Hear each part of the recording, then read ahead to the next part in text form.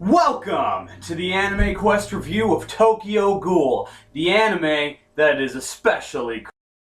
教えてよ教えてよその仕組みを僕の中に誰かいる Sorry for the slightly cheesy opening there. I kinda had to do it. Cool rhymes with ghoul, and Tokyo Ghoul certainly is cool. Freaking awesome, actually. Now, starting off here with Tokyo Ghoul. Tokyo Ghoul is a 12-episode anime series done by Studio Pierrot, or Periot. It's spelled like Pier or Rot, so I'm going to say Pierrot. I'm sure other people, there's plenty of people say Periot, but, whatever about that nonsense. Now, every once in a while, and it's happened actually quite a few times recently, there will be an anime with just immense, just high levels of popularity. We have Attack on Titan, Kill la Kill, Sword Art Online, and now one of those animes, in my opinion, that had that huge amount of just popularity and fan base, just ready to defend it, or, people ready to tear it apart. Every so often, an anime like this comes out, and I feel like Tokyo Ghoul has ascended to that sort of Titan status. Now, yeah, Titan is an actual Titan when it comes to popularity. Almost nothing touches it. Even after all this time, after being, after having come out, it's still, like, in the top most popular animes on all of Crunchyroll. But Tokyo Ghoul is pretty awesome, too. And Tokyo Ghoul is one of those shows that, every so often, half and half of them sort of deserve the hype they get. Sword Art Online, has had some interesting concepts, didn't quite deserve the hype it had, though. Kill la Kill had some interesting concepts, didn't really deserve the hype that it had. Attack on Titan sort of did deserve the hype that it had. And I'd have to say the same thing for Tokyo Ghoul. Now, the story for Tokyo Ghoul, it follows a college student, which, by the way, is cool. I like how they're starting to do college. I think some, storytellers are realizing, that their fan base is starting to grow up a little bit. Now, you always everybody's been young. So, I feel like choosing a character to relate to, a young character is always one of the best characters to choose because of how young they are. But you've also, I feel like, got to find a good balance between young and still learning, as well as at least already slightly mature, and Kaneki, our main character, is like that. Now, due to unforeseen circumstances, Kaneki, who was a human, becomes a ghoul. Not really a full ghoul, he's like a half-breed. He's kind of looked down on because of that, but at the same time, there might be some advantages to that. Granted, the show has not shown us any advantages to him being half ghoul, half human, but still, I feel like some of those advantages may rear their head someday soon. I think really the only thing to it, though, is he has only one ghoul eye, and the other eye is always human. But I'd like to see some, some actual meaning behind being half ghoul instead of a full ghoul. Of course, basically how he gets his ghoul powers is basically through transplants.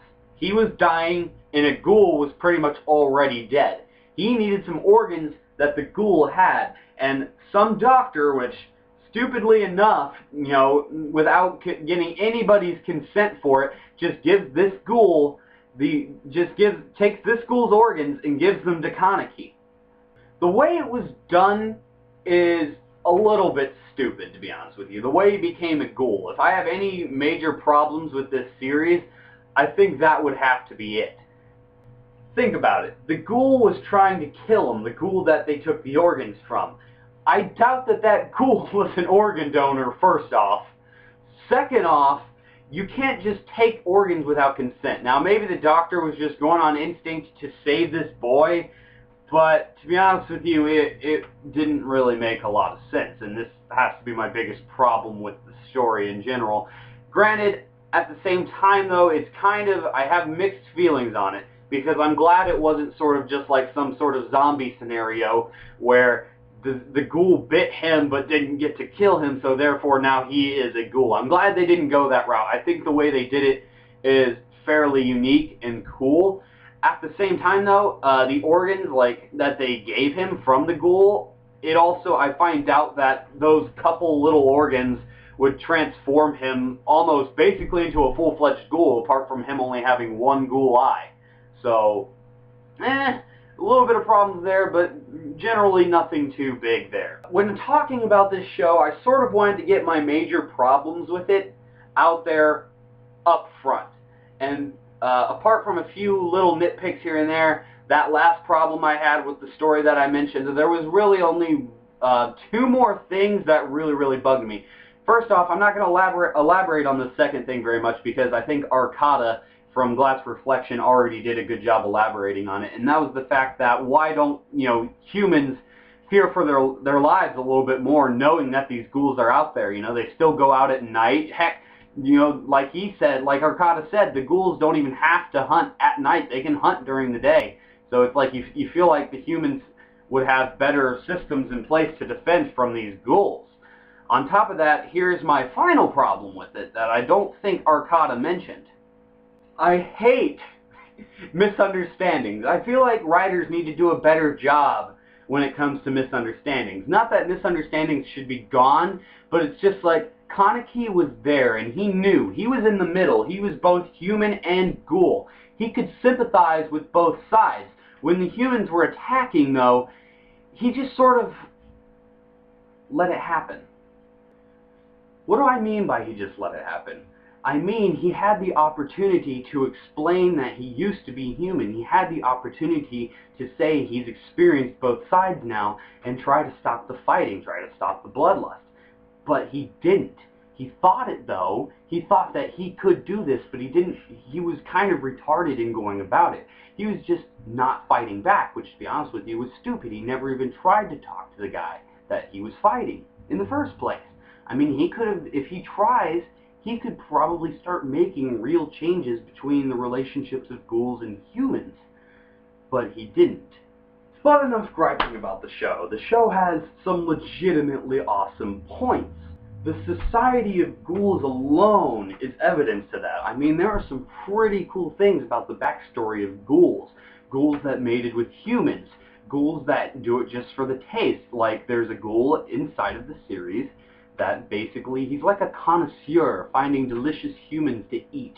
And Kaneki's like the main dish because he's both ghoul and human.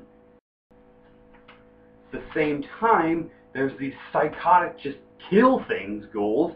These ghouls that have emotional trauma which lead them to doing crazy, terrible things to people. And there are ghouls who have no choice but to survive and to eat humans to survive, even though they themselves don't like the idea of them having to eat humans to survive. You could just sympathize with characters, basically all throughout the series.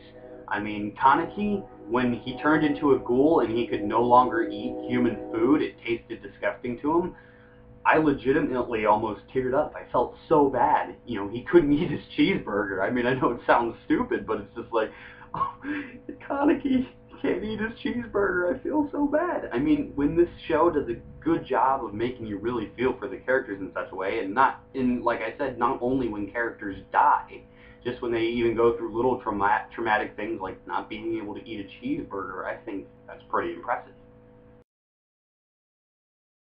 On to the characters. It's weird, because in every single show, I'll be able to pick out specific characters that I really like, and specific characters that I hate. This time, however, I couldn't do that for some reason. There wasn't just these clear-cut options of characters I really liked and characters that I really hated, except for the obvious main few characters and one douchebag cop. In fact, really the only two ghouls I got a real attachment to would have to be Kaneki and Toka, which would make sense because they were around the most. I mean, you saw them more than most other characters, so it makes sense that those would be the ones I sympathize with the most. I mean, yeah, of course I cared about Hinami and the whole situation with her mother and father, but I don't feel like they were given enough time for me to care very much. Granted, like I said, this show deals with its emotions and tragedies very well, So even with the little bit of screen time that those characters got, I still did feel bad when some characters died. I even kind of felt bad when a villain died, but not because of the actual villain himself, but because of how his partner, who was actually a good person, looked up to him. Because apart from that one douchebag villain and a few others, there weren't any clear-cut, completely evil people. Even this one douchebag, which I can't remember the name of, but he's voiced by Mamoru Miyano, even he kind of has his moments as a nice-ish guy that kind of makes you not hate him completely by the end of the series. So yeah, granted I'm kind of half and half with the characters. There's nothing about the characters that I just really love, though judged on the sort of somewhat abrupt ending, I have a feeling with the currently airing Season 2 that I'm going to end up liking Kaneki a lot. I'm just saying. You never really think they did a terrible job with the characters. You don't hate any character, at least for what they are. Like, they do good jobs for what they're supposed to be, and at the same time there are a few characters you like and a few things the story does with each character. The only thing I kind of don't like about the characters would have to be the fact that all of a sudden, ever since Kaneki became a ghoul, it seems like ghouls, which he had barely had any contact with to originally, it seems like ghouls just started popping up like weeds. And to be honest with you, I felt like it was a little bit realistic. Now, he sort of lives within their world a little bit, so I guess it makes sense that there's now all of a sudden a bunch of ghouls, but at the same time it kind of just took me back a little bit in the characters front. That being said, there was generally nothing wrong with the characters. I never saw very many problems except for that aforementioned problem. Animation time! Like I said, it's a 12-episode anime produced by Studio Pierrot. And here's what's kind of weird about it. Studio Pierrot has been impressing me, I guess, lately. They've been doing some new things. Like they did the tennis anime Baby Steps recently, and they did This World Is Still Beautiful recently. Two animes that I actually rather enjoyed, to be honest with you. That being said, their most notable works would probably have to be their popular long-running shonen series like Naruto, Yu Yu Hakusho, and finally Bleach. Bleach and Yu Yu Hakusho have both ended, and Naruto's kind of getting there. Which helps further explain why they do a show like this. I mean, they're running out of material for their biggest projects. Like, they already stopped animating Bleach, and Naruto's getting there. I mean, eventually Naruto's going to run out, and they're starting to finally realize that. So, obviously they're going to have to do a project like this one now. That being said, the animation for the series is really good. When you can see it, that is. There are virtually barely any, like, I think, uncensored versions, if any, out there. I haven't personally seen an uncensored version. The only version I watched was on Hulu Plus, and it was censored. Hardcore censored. Now, they did the same thing that they did with Bleach with their censoring, and that's when something, you know, happens, like, really bloody, they just sort of, like, change up the colors so it doesn't look like its original form, which is the same thing they always did in Bleach when it was on Toonami, so I can see why they do this type of censoring now, because they're rather used to it, actually. Now, the fight scenes, though, are where the animation shines. They're incredibly fast-paced. You know, even though you don't see much of the gore that happens, which I wish that you did, but you just don't, and you just have to deal with it. It still gets things ramped up. It's fast-paced. It looks nice for the most part. Not to mention, when the ghouls use their special abilities, which basically each ghoul has a special ability, whether it's like some sort of claw or some wings or some, stabby tentacle thingies. Each ghoul has their own ability, and each one looks super cool when it's happening on screen.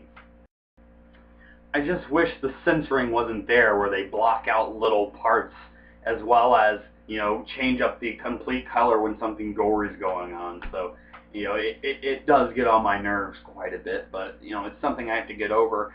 I mean, eventually I'm probably going to buy this series on Blu-ray, so it will get fixed. It'll get fixed. Hopefully the dub is okay, too. which is a great segue. The soundtrack. Now, first of all, as of now, Funimation has released no dub. Therefore, I can't really comment on the Japanese performances very much because I don't speak Japanese. Therefore, I can't say that they did an amazing job, but I will say this. Just the little hints that their voices give away, you can still feel the emotion behind each scene, so obviously they must be doing something right on the Japanese end. That being said, the music was slightly different though. The tracks that actually play in the background during the show, you barely notice them. Like, honestly, I was looking for them because I go in this mindset when I watch something now to pay attention to animation, to pay attention to music. And the music was forgetful. Honestly, it's the first time that I just didn't notice tracks. Now, I always noticed when the opening was playing in the background, especially during a particular fight scene at the end of the series, which was amazing because, to be honest with you, Tokyo Ghoul had an awesome opening song, and that's animation toppled with the music. Not just, you know, the song itself, but the actual opening itself was amazing, which I should have mentioned in the animation, but I didn't because I usually particularly think about the music when I think of the opening song. The ending song was good too, but it wasn't amazing. But I did watch all the way through it. Why? Because there was 2 endings, and when I say that, they used the same song for both of them, but they had 2 different sets of animation for the ending song. They had a slightly more upbeat, nicer, more colorful version, and they had a slightly darker, cooler, and edgier ending animation for the ending song that they used, which I thought was actually kind of cool, to be honest with you, because I never usually like it when the music changes, because the music's what I look forward to in an opening or an ending, but at the same time, I wouldn't mind if like the animation, or I guess in that case, picture slideshow for each ending song and opening song changed, and it was a welcome change, and they switched back and forth quite a few times.